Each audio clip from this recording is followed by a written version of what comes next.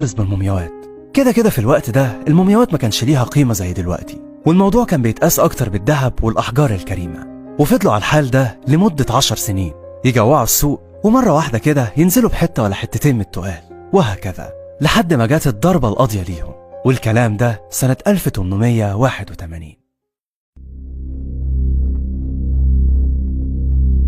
في الفترة دي مدير الآثار المصرية العالم الفرنسي جاستن ماسبيرو بدأ ياخد باله إن في آثار مصرية بتظهر في متاحف بره مصر، والراجل خد باله إن الآثار دي أغلبها بترجع لنفس الأسرة أو الفترة الزمنية دي بشكل عام. فقال لك بس يبقى في حد لقى مقبرة وبيسرب الحتت دي منها، فعمل خطة ذكية جدا ما تخرش المية. خلى واحد أجنبي من الأثرياء يمثل على التجار كده إنه مهتم بالقطع الأثرية الأصلية، وبالفعل التجار بدأوا يعرضوا عليه شغل، والأجنبي كان بيشتري فعلا وما بيقولش لأ، لحد ما التجار شربوا الطعم ووثقوا فيه وبقوا يطلعوا له القطع الغالية.